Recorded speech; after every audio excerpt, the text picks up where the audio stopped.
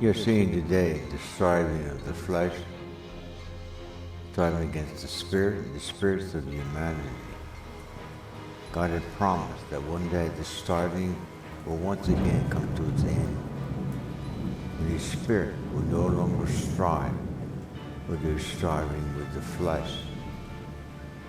A time of decision is upon us. A warning has been given.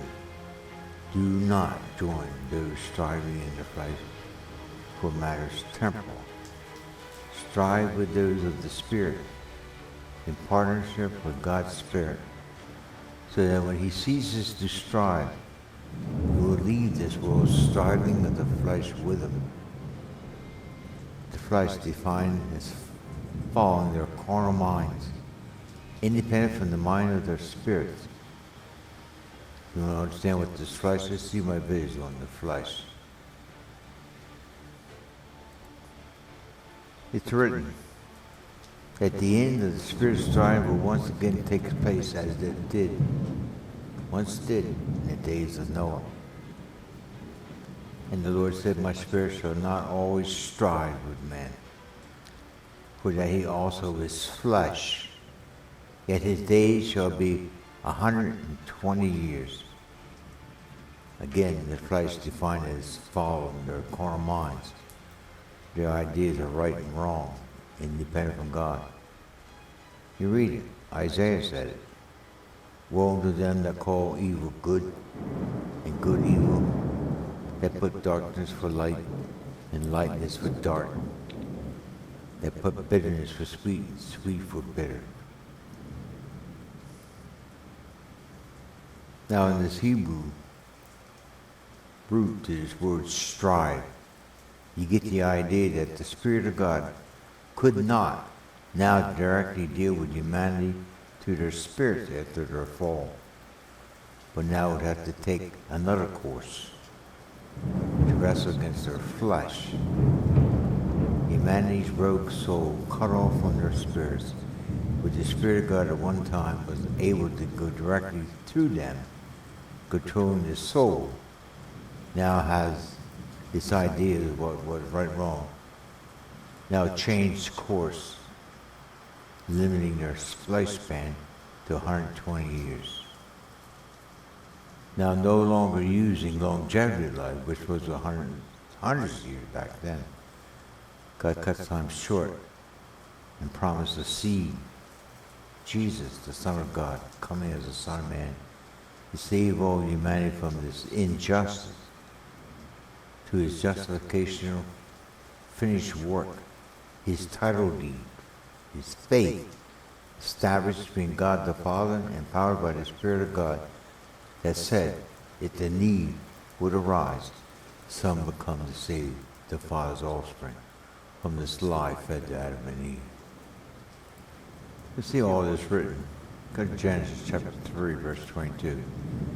And the Lord said, behold, the man, humanity, is become as one of us, playing God,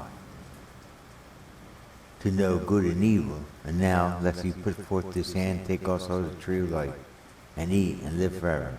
God banned him from the tree of life, this longevity life, to get him out of this world. So they were at this point banned from Eden and the tree of life. The life found in their spirits from which they had cut themselves off from in this fall. I understand this idea of Eden was expressed as thy kingdom come, thy will be done on earth as it was in heaven. Expression of the eternal realm in a created material world and time. When they listened to the devil's lie, that expression ended.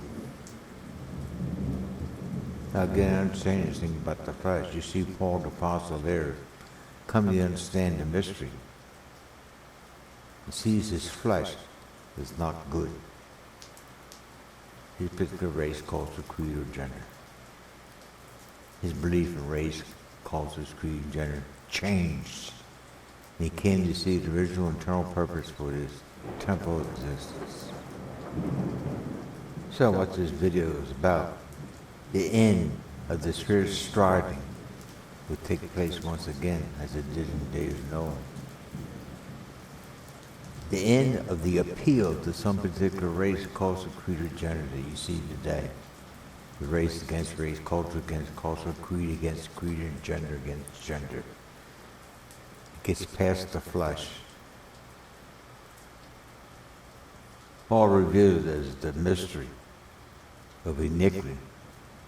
2 Thessalonians 2:7. For the mystery of iniquity doth already work. Only he who now letteth will let until he be taken out of the way. That striving will end. Promise. You'll see what happened in Revelation 22, verse 11. The cutoff day, the striving ends. He that is unjust, let him be unjust still. He which is filthy, let him be filthy still. He that is righteous, let him be righteous still. And he that is holy, let him be holy still. So you got to ask yourself this question. Do you know what who the just are? Do you know that your idea of righteousness are as filthy rags? Do you know you have no righteousness of your own? It is then that he will rescue those in the righteousness of Christ. You hear that? Leaving the self-righteous, the unrighteous to be dealt with. You don't want to be here for this. The question Abraham asked, will you judge the righteous with the unrighteous? This question has been answered lately. I put it out in the video. No, we will not judge those in the righteousness of Christ, but we will have to let the self-righteous, the unrighteous, all those not knowing about this righteousness of Christ and his justification of work, are left here, be dealt with by this world, the flesh, and the devil. So here this morning, clearly from the book of Hebrews, chapter 12.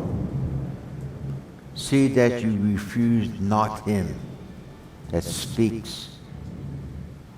For if they escape not, you refuse him that spake on earth during the biblical flood, much more shall not we escape if we turn away for him that speaks from heaven, whose voice then shook the earth. But now he hath promised, saying, yet once more I shake not the earth only, but also heaven. And this word yet once more signified the removing of those things that are shaken, as of things that are made, that those things which cannot be shaken may remain. So wherefore, we receive a kingdom which cannot be moved. Let us have grace, whereby we may serve God acceptably, with reverence and godly fear, for our God is a consuming fire.